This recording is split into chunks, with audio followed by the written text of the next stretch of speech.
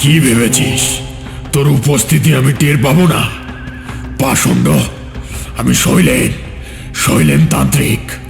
আমার কার্যের ব্যাঘাত ঘটাতে এসেছিস।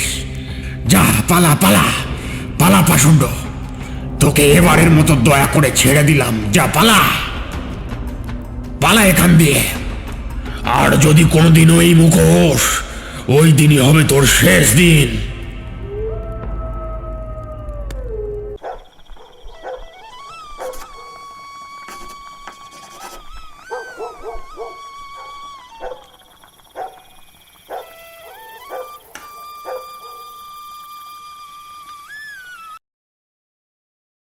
কখটা পুরো লিখবি খোকা? আমি এক্ষুনি গিয়ে দেখব। হ্যাঁ মা, এই লিখছি। মা, একটু তরকারি দেবে? খুব খিদে পেয়েছে। গরম গরম তরকারি দাও না একটু। দাঁড়া, এখনো হয়নি, হলে দিচ্ছি। তোর বাবাটা এখনো কেন এলো না কে জানে।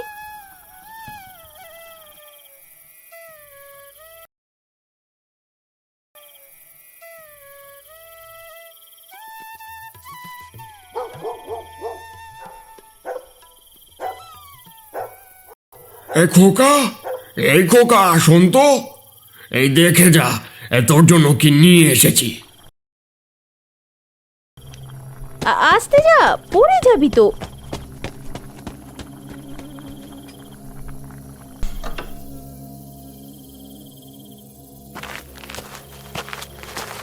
বিনয় বাইরে গিয়ে দেখে কই তার বাবা, কেউই তো নেই। কিন্তু হঠাৎ সে দেখতে পায় দূরে কুয়াশার মধ্যে কেউ হেঁটে চলে যাচ্ছে। বিনয় দৌড়ে যায়। বাবা, ও বাবা, ওইদিকে কোথায় যাচ্ছ? দাঁড়াও। কি হলো? এত চিৎকার করছিস কেন? কি গো, কি হয়েছে? তুমি রান্না করো, আমি ছেলেকে নিয়ে পাশের গ্রামের মেলা দিয়ে ঘুরিয়ে নিয়ে আসছি। চিন্তা করো না, এখনই চলে আসবো।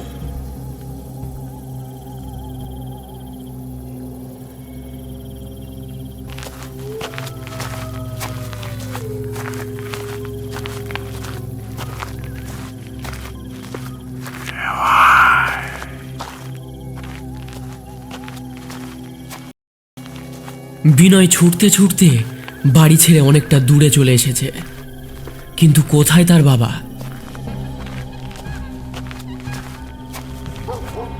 বিনয় ধীর গলায় বাবাকে ডাকতে থাকে। বাবা, তুমি তুমি কোথায়?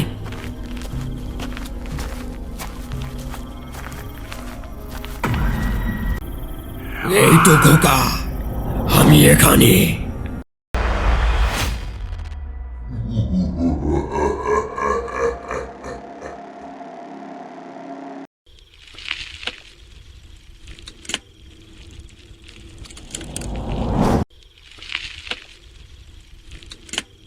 কই গো, এসে গেছি। আমি এখনো রান্না করছি, তুমি ছেলেটাকে পাঠিয়ে দাও তো, ও তরকারি খাবে বলছিল। এই ছেলেকে পাঠাবো মানে? ও এখানে নেই। এখানে থাকবে কিভাবে? হ্যাঁ, তুমিই তো নিয়ে গেলে একটু আগে, বললে মেলায় নিয়ে যাচ্ছ। অবিনাশ কথাটা শুনে স্থির হয়ে যায়। তাহলে কি সে এসেছিল? সেই কি আমার ছেলেটারে? তুমি রান্না করো, আমি ছেলেকে নিয়ে আসছি। ও বোধহয় কানাইদের বাড়ির দিকে গেছে। কি যে করো তোমরা দুই বাপ বেটায়! সন্ধেবেলায় ছেলেটাকে একটু বই পড়াবে তা নয়, ওকে নিয়ে চলে গেল। আর তারপর এক্ষুনি বলছো কানাইদের বাড়িতে গেছে। আমার হয়েছে যত জ্বালা।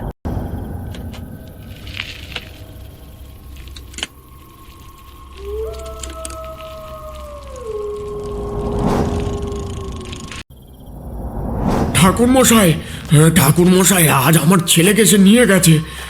আপনি যেটা বলেছিলেন সেটাই হলো। তোকে বলেছিলাম কদিন তোর ছেলেকে একটু সাবধানে রাখবি।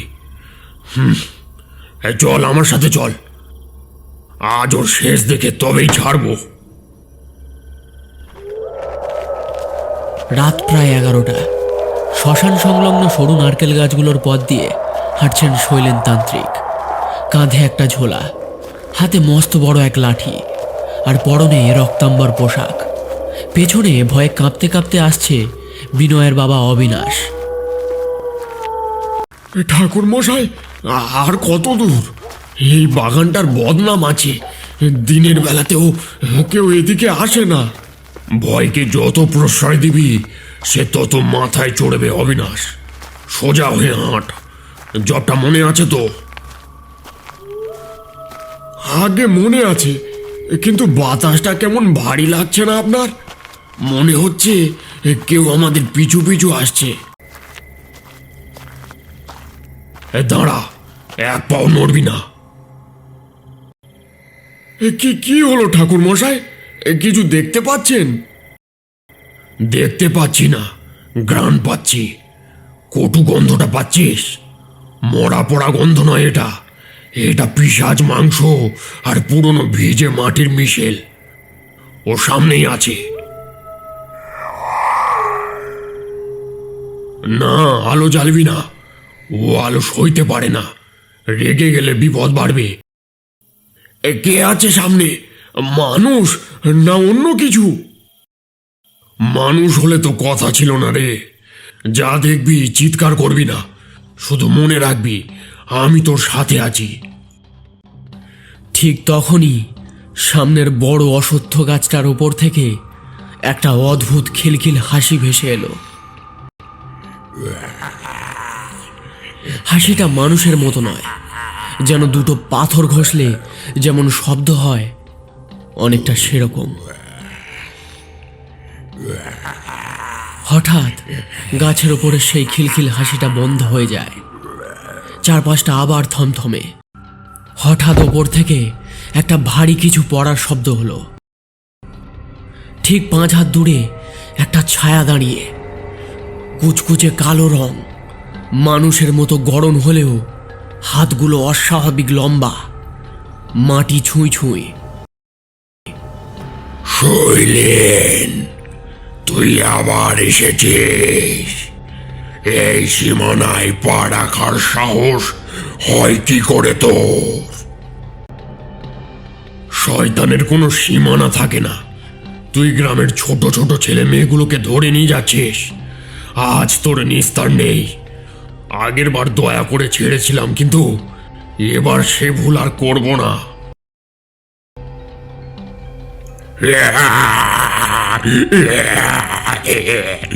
দয়া? তুই আমাকে দয়া করবি? আমি এই মাটির আদি অধিপতি। এই যে লোকটা তোর পেছনে কাঁপছে, এর ছেলেকে আজ তুলে নিয়ে এসেছি। এবার এর কলিজা আজ আমার নৈবেদ্য হবে।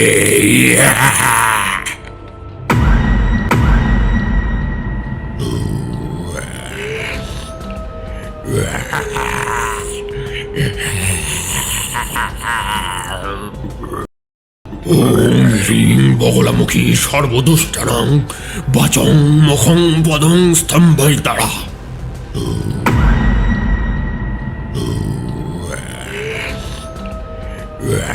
ওম হ্রিং বগলামুখী সর্বদুষ্টানাং বাচং মুখং পদং স্তম্ভৈতারা।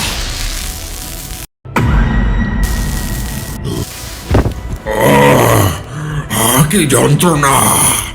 ও, কি করলি এটা?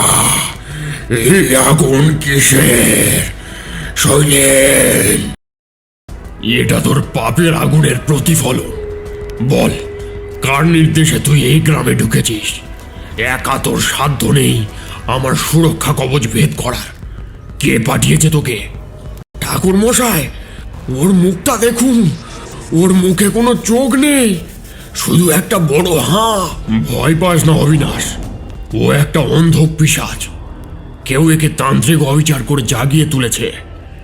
বল পাষণ্ড, তোকে কে পাঠিয়েছে? নইলে এই দণ্ডেই তোকে ভস্ম করব। বলবো না, হ্যাঁ বলবো না। সে আমাকে মুক্তি দেবে বলেছে। সে জমিদার বাড়ির ভূগর্ভস্থ কক্ষে বসে রক্তদান গ্রহণ করছে। ও, আমাকে ছেড়ে দে শৈলেন, আমাকে ছেড়ে দে। পিশাচটা যন্ত্রণায় কুঁকড়ে গিয়ে মাটির উপর আছাড়ি পাছাড়ি খেতে লাগলো। কার ইশারায় তুই গ্রামে এই তাণ্ডব চালাচ্ছিস? কার আদেশে তুই এই নরবলির খেলা খেলছিস? সে কোনো সাধারণ মানুষ নয়, তার নাম রুদ্র ভৈরব। সে নিজেকে তোর গুরু ভাই বলে দাবি করে। সে জমিদার বাড়ির ওই অন্ধকার মাটির তলার ঘরে বসে মহাকালের সাধনা করছে। আমাকে আমাকে সে ওখান থেকে মুক্ত করে এনেছে। ও হায়, কি যন্ত্রণা! শৈলেন তান্ত্রিকের চোখ দুটো স্থির হয়ে যায়। রুদ্র ভৈরব নামটা শুনেই তার কপালে চিন্তার ভাঁজ পড়ল। রুদ্র ভৈরব? ঠাকুর মশাই, আপনি কি ওকে চেনেন? আপনার গুরু ভাই, মানে তো সেও নিশ্চয়ই আপনার মতো শক্তিশালী। শক্তি থাকলেই সে মানুষ হয় না রে অবিনাশ। রুদ্র অনেক বছর আগে এই বামাচারে ডুবে গিয়েছিল। ক্ষমতার লোভে সে নিজের আত্মাকে শয়তানের কাছে বিক্রি করে দিয়েছে। কিন্তু ও যে এখানে আস্তানা গেড়েছে সেটা বুঝতে পারিনি। তোকে ছেড়ে দিলে তুই আবার কারো না কারো ক্ষতি করবি। তোকে মুক্তি দেব, তবে এই জগৎ থেকে নয়, এই অস্তিত্ব থেকে।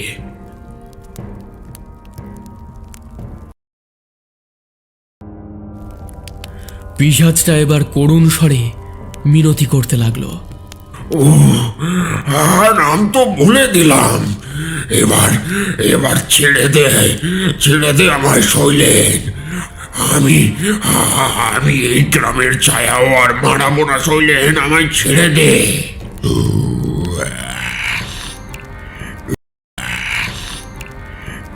তোকে ছেড়ে দিলে তুই আবার কারো না কারো ক্ষতি করবি। তোকে মুক্তি দেব, তবে এই জগৎ থেকে নয়, এই অস্তিত্ব থেকে। ওম হ্রিং বগলামুখী সর্বদুষ্টানাং বাচং মুখং পদং স্তম্ভৈতারা।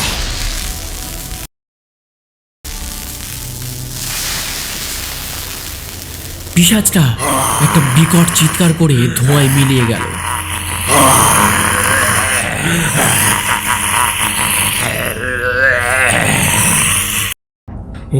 ওটা ওটা কি মরে গেল ঠাকুর মশাই?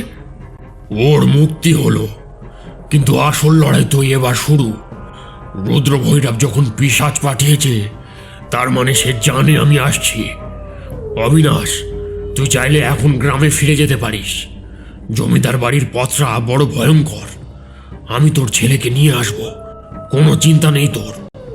না ঠাকুর মশাই, আপনাকে একা ফেলে ঘরে যাব না। এই রুদ্র ভৈরবকে যদি না থামানো যায়, আমার গ্রামটা শ্মশান হয়ে যাবে। আমি আপনার সাথেই যাব। আমার ছেলেকে আমি নিজেই যাব বাঁচাতে। বেশ, তবে মনে রাখিস, জমিদার বাড়ির ভেতরে যেটা দেখবি সেটা এই পিশাচের চেয়েও 1000 গুণ বেশি ভয়াবহ হতে পারে। চল। শৈলেন তান্ত্রিক হন হন করে জমিদার বাড়ির দিকে হাঁটতে শুরু করলেন।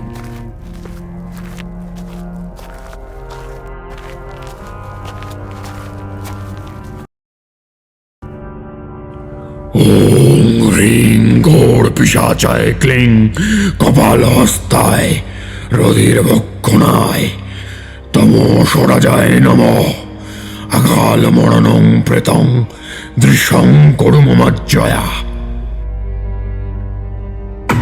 আজকের গল্পের প্রথম পর্বটি এই পর্যন্ত। এই গল্পের দ্বিতীয় পর্ব খুব শীঘ্রই আসবে। তো আজকের গল্পের প্রথম পর্বটি তোমাদের কেমন লেগেছে অবশ্যই কমেন্ট করে জানাবে। খুব শীঘ্রই আসবো এই গল্পের দ্বিতীয় পর্বটি নিয়ে। ততক্ষণ তোমরা পুরনো ভিডিওগুলো দেখতে পারো। তো আজকের এই পর্যন্ত। সবাই ভালো থেকো, সুস্থ থেকো। ধন্যবাদ।